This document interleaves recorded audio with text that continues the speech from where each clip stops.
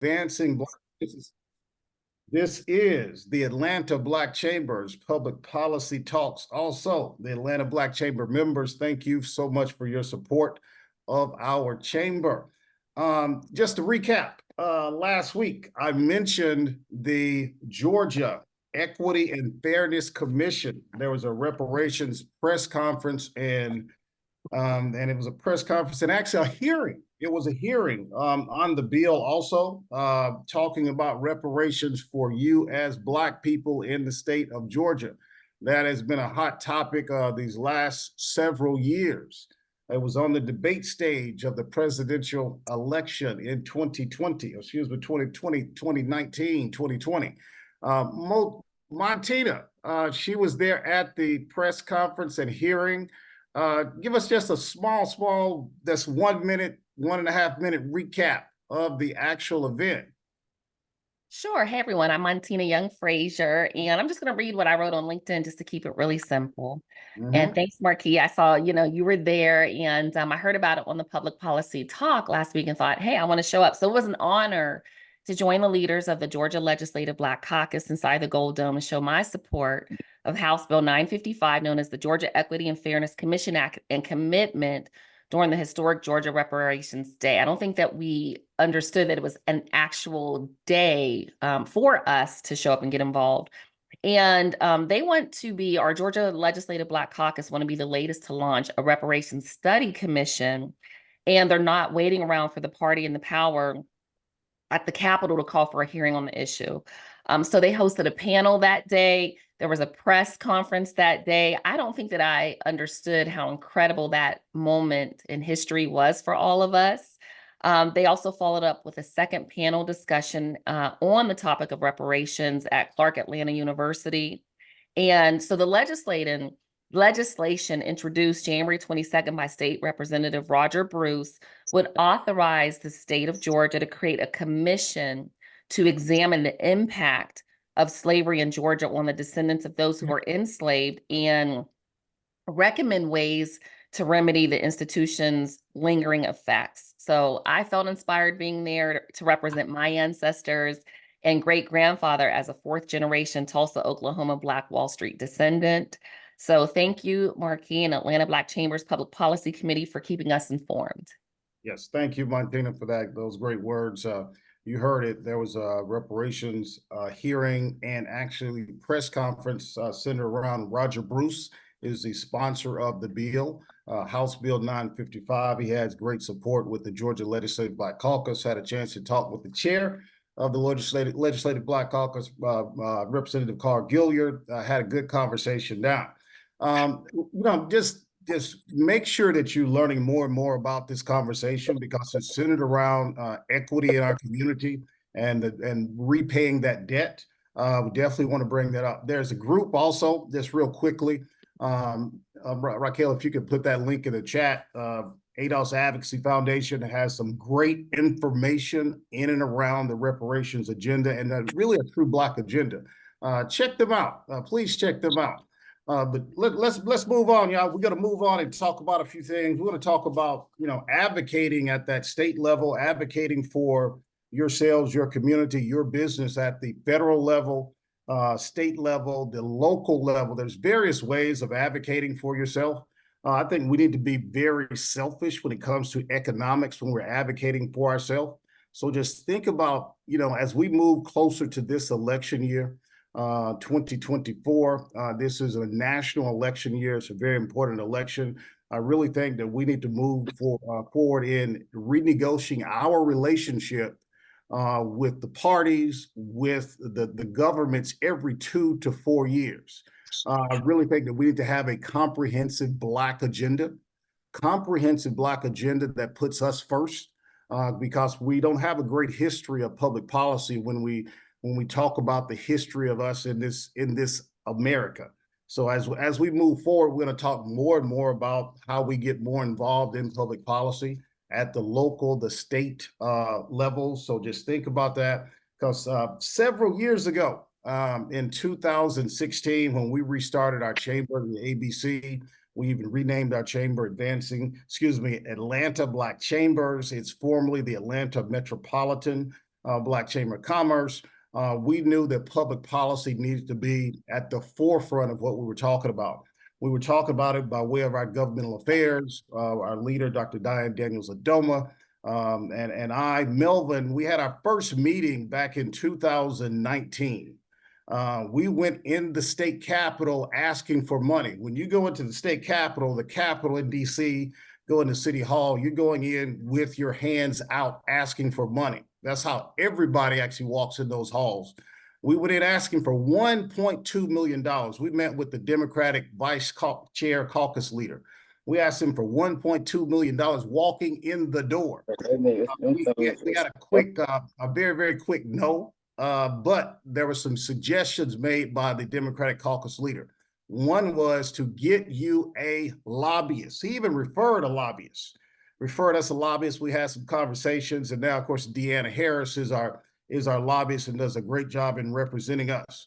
So since that day, we learned a lot. We have moved in and around that state capitol, that Gold Dome. We have authored legislation, everyone. Our first piece of legislation we authored was during the 2021 session. We authored as what our number one focus is contracting for you as Black business owners. We wrote a legislation around contracting to increase the contracting. Even in that legislation, we wrote for getting set-asides. That set-aside was at $100,000 and less. We could not get that out of committee. So the very next year, we came back with a resolution, a House resolution centered around data collection for contracting for Black businesses. So what I'm getting to is contracting is number one. Access to capital is number two. So we have started a conversation at the Gold Dome about data collection of access to capital, access to loans. We want to know how many loans that are being given from the SBA in this state. We want to know how many loans are being given for working capital or any type business loan. So we're having that conversation at the Gold Dome. Now we're looking for possibly introducing legislation around that. And when we walk into the Gold Dome, we have to look at the basic levels, because when we talk about data collection, that's at the basic level, everyone. We really want to run in there and get a comprehensive set-aside bill for us. That's not the landscape at the Capitol, at the Gold Dome right now. So we're starting at that foundational level and building a foundation for us through public policy. So I just wanted to let you know that we are talking about writing or authoring legislation this year, even though it's at the latter part of the session. But we are looking at potentials, and I'll keep you in close contact if we do put that in committee. We will start authoring that actually this week. We started that conversation at the end of last week. We think we found a potential sponsor for that bill on the Senate and the House side. We may be introducing that on the Senate and House side to see where that goes, and we're looking to move those things forward. So as we are working for you, we're working for you again in various levels. At the federal level, we started a conversation centered around language in bills.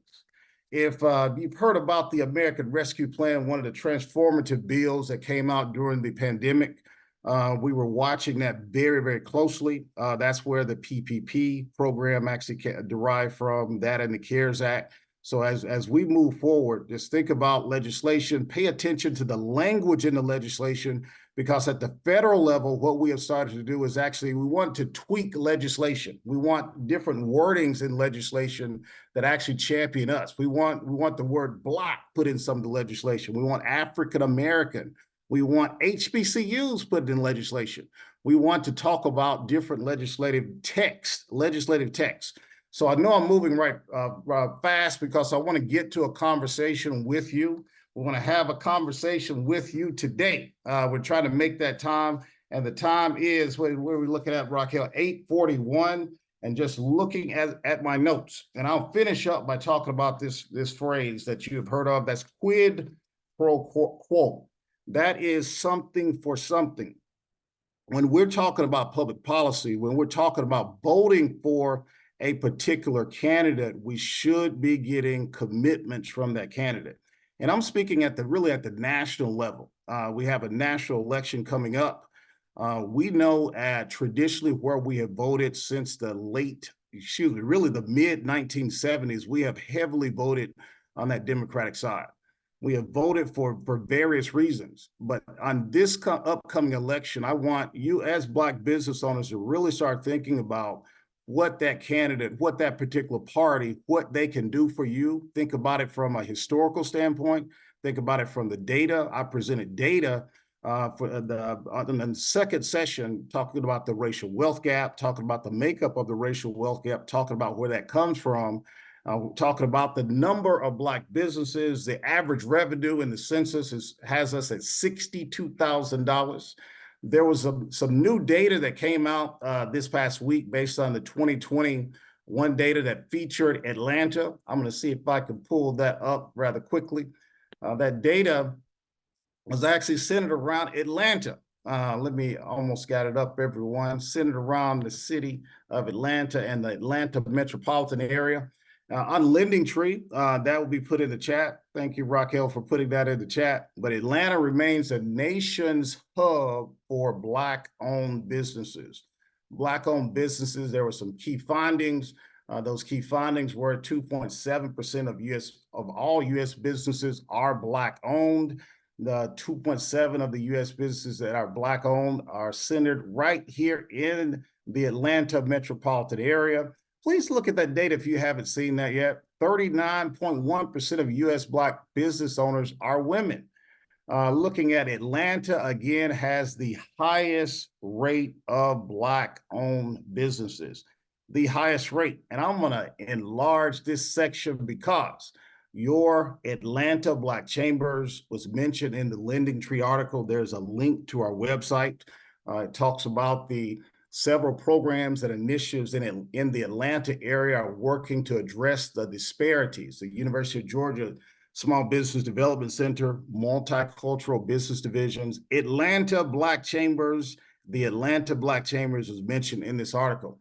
If you look at the chart right here, there Atlanta total businesses, 121,000 businesses. There are 10,689. That's 8.8%. And we are 34.2% of the population. So please look at that data. That is some great data centered around you as Black business owners. This is Black History Month.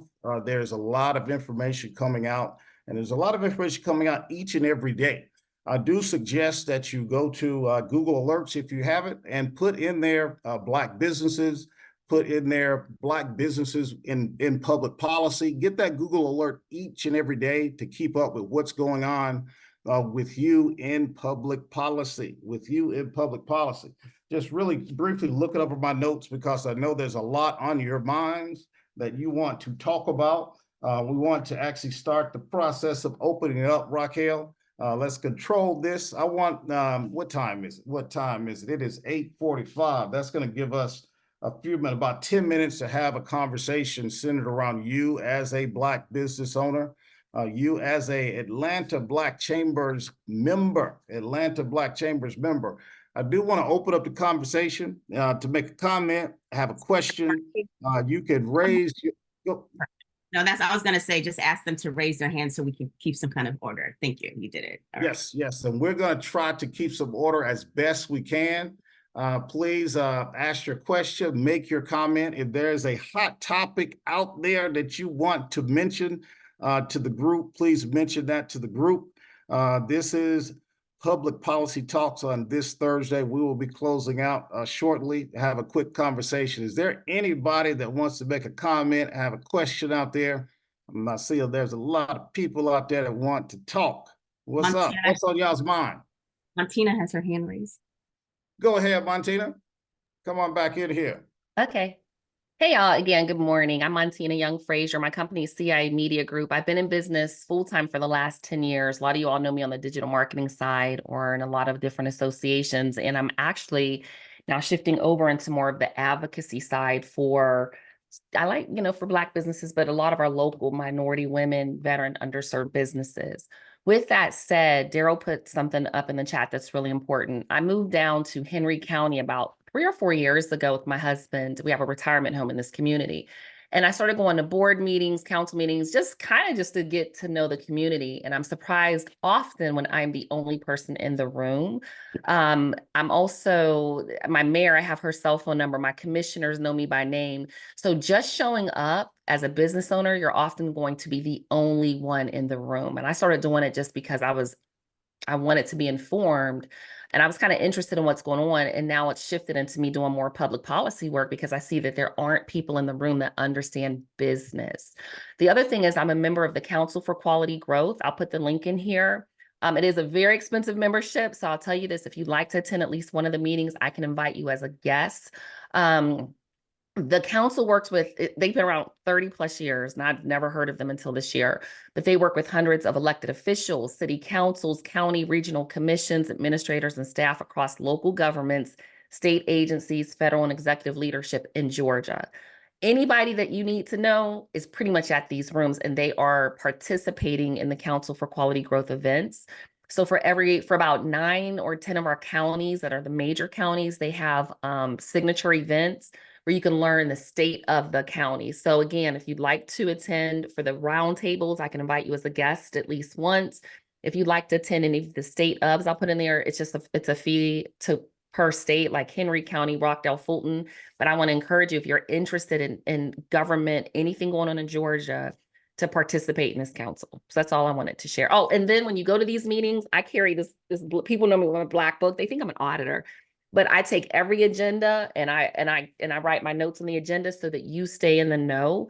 Because when they're talking about things going on in the community from a business perspective, 50 million, 100 million, every project is coming through these commissions and these council meetings. And our state has a surplus, but every single one of our counties have a lot of money. For instance, one county in Henry and one district, we have $40 million. I'm seeing $50 million bids passed with 2 bids and 1 bids. And when we say we're not in the know, it's because we're not in the room. So that's all I want to say. Let's link on LinkedIn. All right. Thank you, Montina. Thank you for those great words and those suggestions and that information. All right, y'all. Do want to mention put in the chat. It may have already been put in the chat, but we have a survey out. We're looking for more respondents of the survey. There's a 2-minute survey, 5-question, 2-minute survey. Please, if you have not taken that survey, take that survey. I see we have one other hand up. Sylvester Ford, what's going on? Yeah, I just want to follow up with some of the things that Montina was talking about. I've been a member of the council for about 7 or 8 years.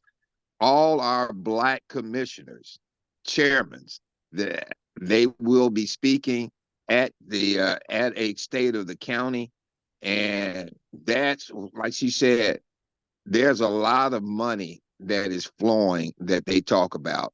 Far as for every different department that is dedicated to development and business, they talk about.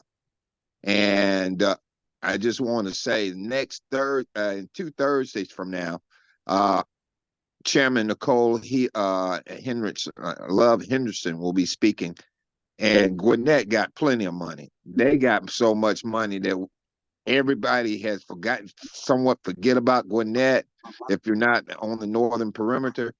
But that's where there's a lot of money and less competition than it is in the city of Atlanta to get some of that money. Because there, transportation, roads, bridges. I would recommend, if you got a business, you want to look at Gwinnett, because they are looking for a lot of African Americans to do things. So that's my thing. And then also we've got Lisa Cupid, Jeff Turner, Oz Nesbitt, Michael Thurman, and then I think it might be one more, that Rob Pitt. So hold them accountable, because your vote goes to keeping them in office. That's right. And thank you, Sylvester Ford. I see former Commissioner Marlene Foscue went off, took the mute off. You talked about Gwinnett County. Marlene Foscue was the first elected African American in Gwinnett County. Former Commissioner Marlene Foscue, I see you off mute. Want to comment? Yes. Real quick, Daryl Perry had his hand up before Sylvester. So okay, this is just real quick. I was just gonna say I put the link for what Sylvester was speaking about in the chat. That's all. All right. Thank you, Marlene. All right. Who was that, Raquel? Let's see. Where is that hand? That's me. Thank you, Raquel. Go right I just ahead. want to, yeah, I just want to piggyback on what Montina said as well. Like these meetings, they're kind of set up at a time that's not ideal for the average worker. So that's why a lot of us aren't there. They put them at like 3 o'clock in the afternoon, 10 a.m. So I know it's not necessarily a networking event, but the decisions are made so quickly and so like buddy, like they know each other. So you need to be a part of that circle just to kind of say, hey, why'd y'all vote on that so fast? Or why was this that? Just to get in the know, because me being a fly on the wall let me see how the cities develop without really having any input. And we have to have input, so we can't complain about stuff if we don't actually show up. So the same energy you put towards a political party for the president, put that locally. That's going to make a lot more difference, I think, in your day-to-day life. All right. Thanks, Daryl. Appreciate that comment. Any other hands up? You see, Raquel, any other hands up as we get ready to close out? No, that was the last hand. All right, y'all. All right, y'all. This has been a good conversation this morning. Thanks for the comments, Daryl, Montina, Marlene, Sylvester. Thanks for those comments talking about public policy as it relates to the local level. I talked about the Georgia Conference of Black Mayors. Did y'all know there's over 80 Black mayors in the state? 80 Black mayors. There's a lot of opportunity for contracting for you. We're going to start having those conversations with the executive director of that Georgia Conference of Black Mayors. We're starting to help them pull things together. I mentioned a couple of weeks ago, we had a good conversation with Mayor Willie Burns out of Washington, Georgia, and I'm going to actually give him a call sometime soon and have another good conversation, because this is all about you getting more contracts. That's at the end of the day, that's where we're going to end, right there, getting more contracts, having more access to capital from the lending institutions. And I'm talking about traditional lending institutions. Do want to mention a couple of things. Save the date, again, June 3rd, the Advancing Black Businesses Golf Tournament will be at Top Golf Atlanta. You will see the advertisement come out very soon. Also save the date for September the 12th through September the 15th. That is the DC fly-in for Advancing Black Businesses. We will be taking you to the Congressional Black Caucus Annual Conference in DC. That is a big time in DC where we convene in DC to talk about public policy, and we have some fun while we're talking about public policy. So look forward to that. Also tonight, Raquel, if you could put that in the chat, the Georgia Legislative Black Caucus Annual Heritage Dinner. Their gala is tonight. Please go out and support your Georgia Legislative Black Caucus. Melvin and I have attended for the last couple of years. Looks like I may not get a chance to attend tonight because I'm out of town, but I may get a chance to get in there depending on how this road is. So Georgia Legislative Black Caucus, that is the largest Black caucus in the land, y'all, right here in the state of Georgia. Thank y'all for coming in. Go ahead, Raquel. Ronique West has her hand raised. Ronique West, yes, and I got something for you too. Go ahead, Ronique. Could you put that in the chat for Monday? Yes. I just wanted to talk real quick. I'm sorry, I'm pulled over because I was in my morning errands, but I wanted to hop on your call. Good conversation this morning. And I love all the comments, especially from the conversation about us raising those contractor dollars amongst the Black businesses. There's a lot of things there. So I think we need to keep that conversation going. So Marquis, thank you for opening the floor for that. I think there's a lot of ways we can continue to advocate for that, and a lot of things that we can definitely do to raise those dollars, especially in Georgia. And you brought up that article. You see Augusta, Georgia's on that list, right? Retired for number 3. Okay. I just had to say that too. Yes. I understand. Ms. West, who are you? I am Ronique. Oh, let me tell you who I am. I'm sorry. I'm Ronique West, president, co-founder of the Greater Augusta Black Chamber of Commerce. I'm also sitting president for the Georgia Coalition of Black Chambers of Commerce. I also am a board member of Advancing Black Business. So let me introduce myself properly. I just went into the conversation, didn't I? But I wanted to say this, coming up this Monday really quickly, we have our Black Commerce Day. I want to invite everybody on a call to the breakfast. I'll drop the links in the chat below here in a second. And then we also have our Truist closeout event, which is the State of Black Business Community and Government, and you'll have a president, the Black Chamber President panel happening that evening, as well as Truist Plaza. So I want you guys to join us. If you're in Atlanta, the breakfast is a great event to attend because you know what? You'll get to talk to your legislators. We'll have them coming in and out the room. We'll be at the state capitol that day, the building across the street from the state capitol. We'll be there that morning and throughout the day. We'll have some announcements throughout the day. And then that night, come join us at Truist Plaza. Marquis, thank you for giving me the floor this morning. I just wanted to say that really quickly to all the guests you have on the line. Thank you, Ms. Ronique West, Greater Augusta Black Chamber President of the GCBC, the Georgia Coalition of Black Chambers. That information is on the page and in your chat for February the 26th. And also, Ronique is a board member of Advancing Black Business. Thank y'all. We have a lot in the chat. Monday, come on out, February 26th, the State of Black Business, Community, and Government. Y'all have a great day. See y'all next week, 8:30 a.m. on a Thursday, Public Policy Talks. Y'all have a good one. Have a great day, everyone.